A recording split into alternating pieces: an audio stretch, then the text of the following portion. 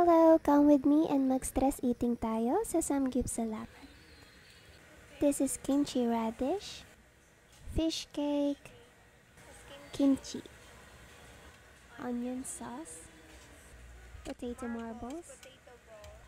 Ito, paborito ko, pickled radish, and pamuchim.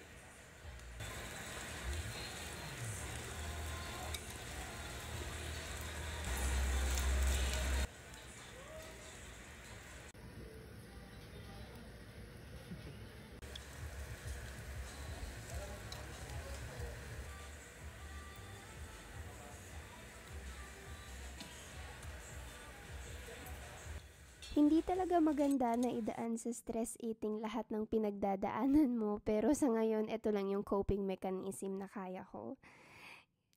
Let's go back on track soon, but thank you so much for watching.